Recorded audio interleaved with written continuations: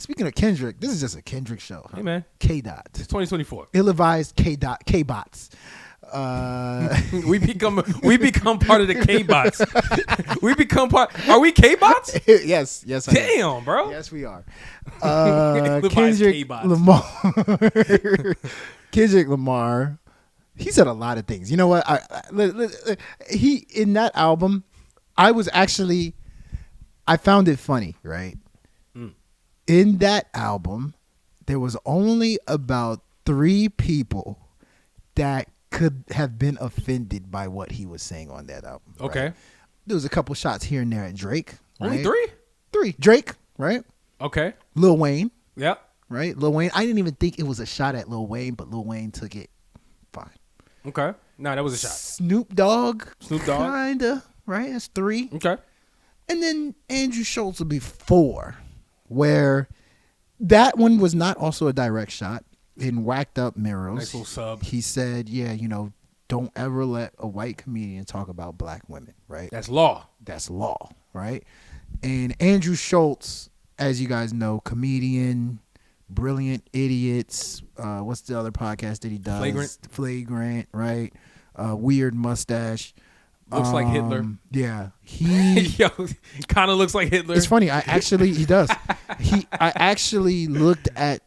I actually watched that clip before, it got all blown up with Whacked Out Mirrors. Okay. I watched that clip. Okay. And I was laughing. My first initial response was, I was laughing. Yeah. Because I was like, yo, dog, like, that's crazy. I've never heard a white comedian talk about, like, dating a black woman. I can't remember exactly what he said, but he said something like, they complain too much or something like that. Is that what he said? Because, you notice on Twitter, people are not actually talking about what he said. I don't think most people who are commenting on this thing actually remember what he said. So I don't remember the joke verbatim. I couldn't tell you exactly. But it was the tone of the joke was something about they complained too much. Basically, your wife. It wasn't even about black women per se. Yeah. That was just the example. To me, the way I looked at it was him just being misogynistic in a funny way. He just used black women as the scapegoat for that particular joke. That's what, because he jokes like that. I'm very familiar with Andrew Schulz. Yeah. He's very misogynistic in his jokes. Yeah. So that's really what the undertone of it was. But keep going. So essentially, I believe he said something about complaining. If I'm not mistaken, 100%. He said something about complaining, right? So I saw it, and I saw a couple people. I think Ryan Clark actually did a soliloquy. Did he really? About it? Yeah. Ryan Clark was pretty much like, "Yo, that's not cool. I didn't find it funny," et cetera, et cetera.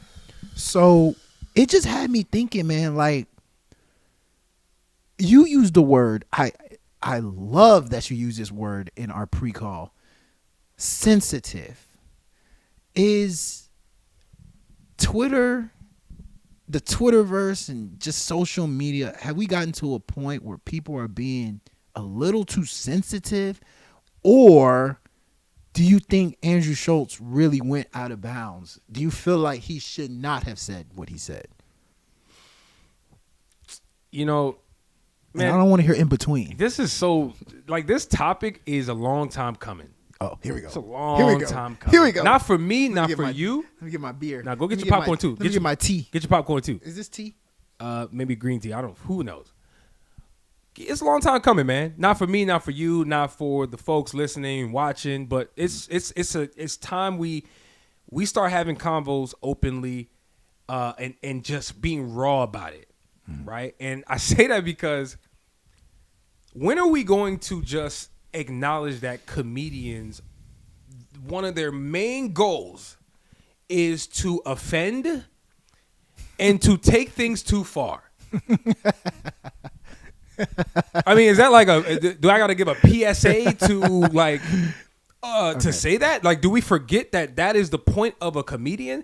I mean, I say all that to say there will be edge cases. You can't do anything. I'm not saying that nothing is off limits, but I am saying they do deserve some creative leeway to go far.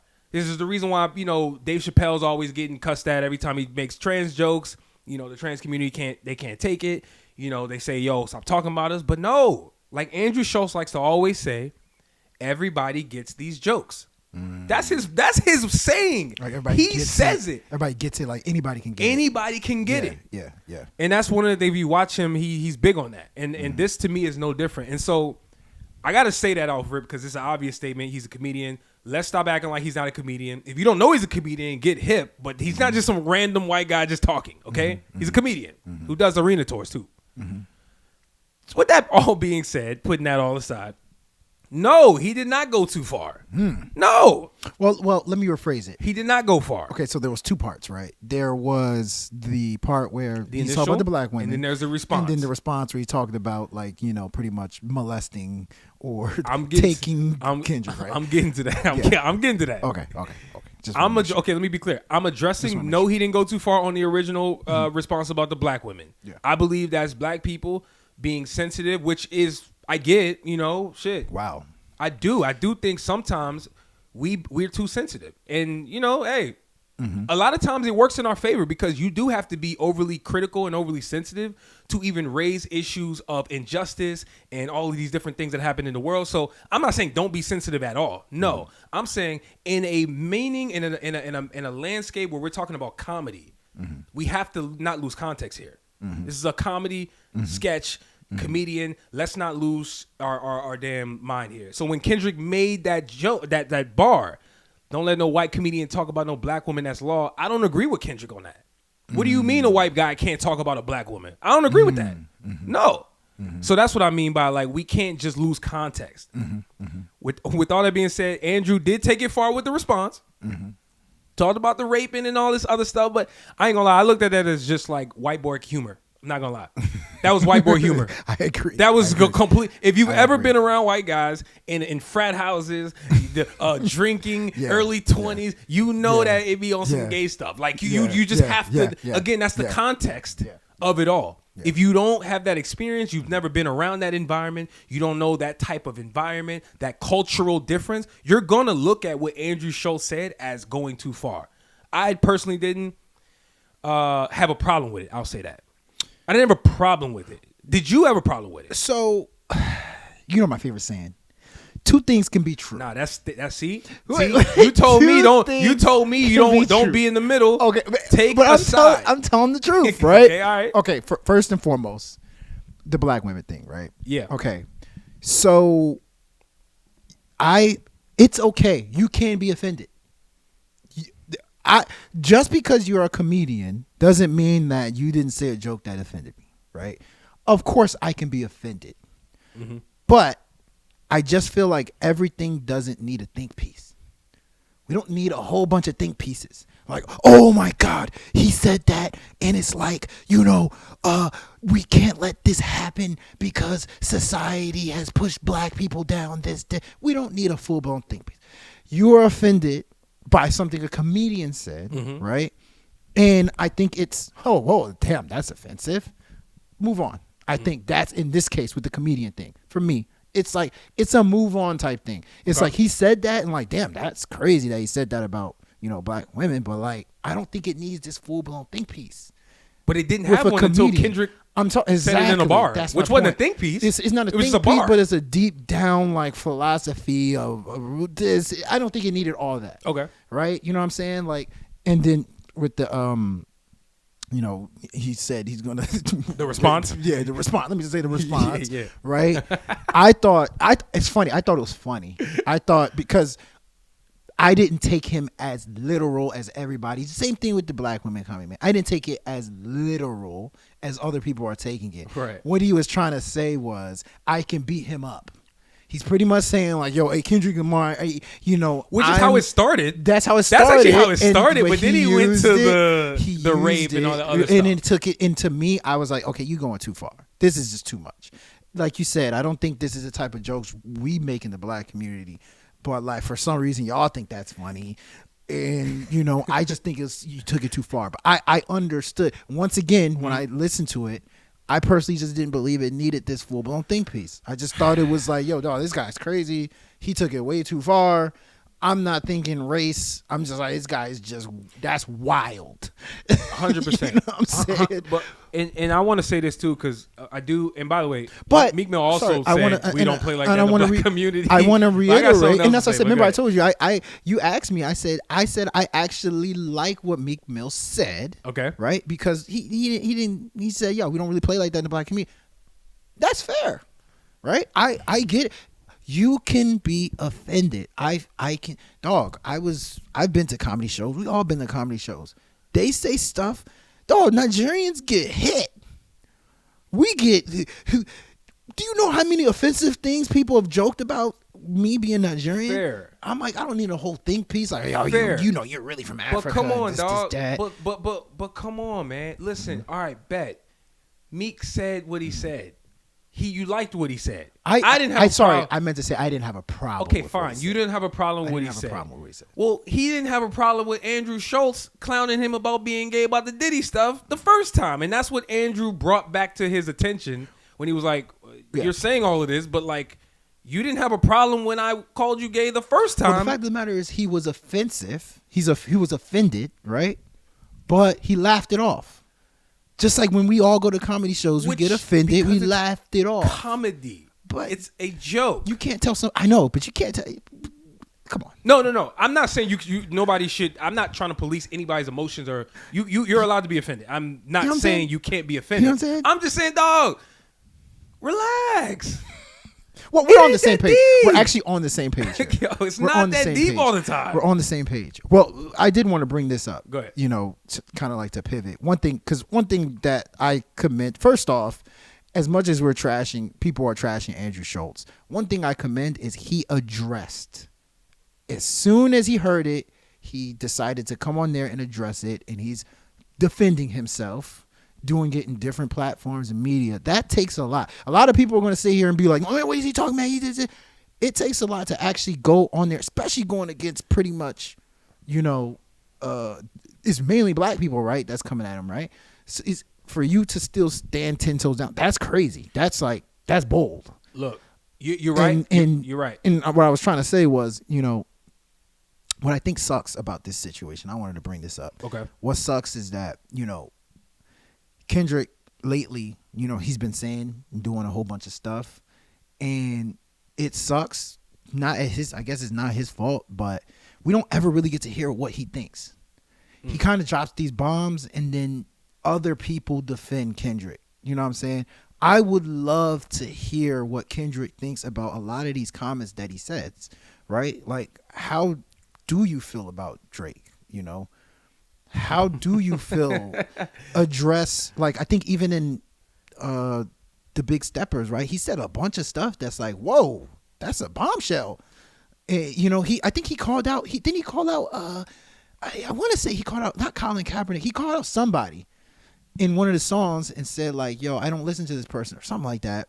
And it's like, what sucks is we never hear what he thinks because Kendrick is a very reserved, silent person. And so this is another situation where the internet's going to fight all of Kendrick's battles, and we're never going to hear what he actually thinks. For all we can think, Kendrick can just say like, yo, man, he could have hit up Andrew Schulz in the back and was like, I just wanted to bring that up. You know, I understand it's nothing. We would never know. Well, and I think that's the thing that kind of sucks is Twitter is fighting battles for these artists. Well, yes, I agree with that. And we talked about this as well, man. Like that is what a lot of rappers have taken on this characteristic of being, feeling like they're prophetic, you know, feeling like they are God-like, you know. I mean, it's a common phrase for people to say, you know, I'm God body. It's like, it's old school. Obviously, people don't really say that anymore, but like, God flow. There's a God complex, I believe, that's happening among rappers, especially the top ones. And listen, I'm not even mad at it because when you are him, when you're the best rapper in your mind, you feel like you are on top of the world, you should be able to talk confidently and feel like I should be able to address concerns that I see in my community. I'm not mad at it. I just feel like the problem is social media. Yes. And the problem is the stan culture. We've talked about this in the past. The problem is the sensationalized community that Twitter, Instagram, all these platforms have turned into, because this doesn't have a ton of legs if people aren't hyping it up. If people aren't making big deals about them. Like, if we're being honest, right? I know I got a brain, so I'm able to deduce things and have deductive reasoning. Cool. Do we know for a fact that Kendrick was talking about Andrew Schulz? Somebody, I've seen people argue that. I'm just saying, do we know for a fact? He took the bait. I mean, they that's always the say hit dogs will holler, the but who's to say social media didn't drive this whole thing? I know for a fact when the joint came out, the new album, that's immediately what people were saying. Oh, Kendrick took shots at Andrew Schulz. And listen, I was part of it because I do believe he was talking about Andrew Schulz. We were I'm actually just saying, do we know? We were actually one of the. We were actually, like I said, I actually watched that clip. So I knew it directly. But if you didn't watch the clip, you wouldn't know. That's true. If you were not familiar with Andrew Schulz, I literally watched that clip like a month ago. Right. I was like, yo, damn, like that's crazy. But I will say this. I mean, we kind of defended Andrew Schulz. I will say this. The back and forth, calling Kendrick a hypocrite, stop it. We ain't gonna do all that. What do you mean? The hypocrite, he's like, yo, man, but Kendrick, didn't you do a song with this? And Kendrick, that was his rebuttal. That was his rebuttal. I in the whole thing. don't like that.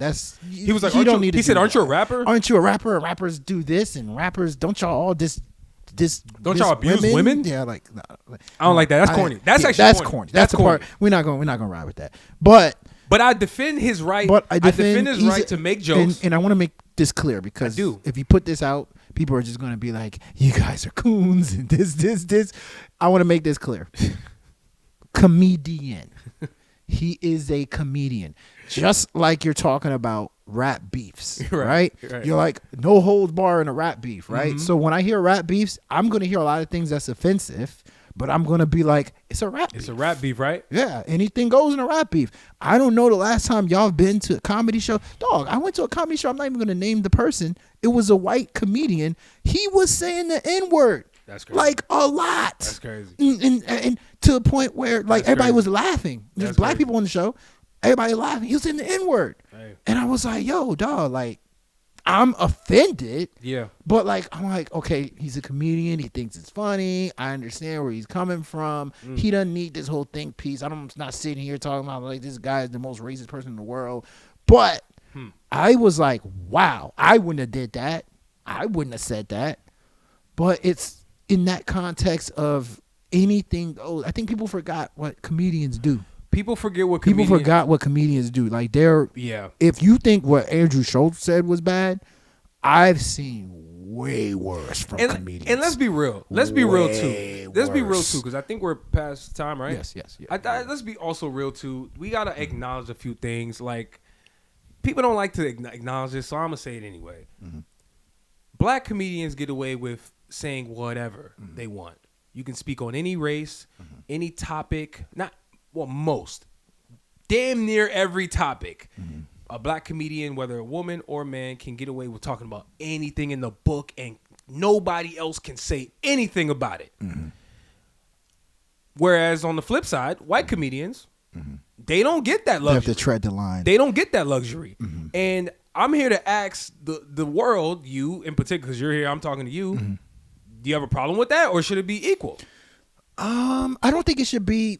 I personally don't believe it should be equal per se. But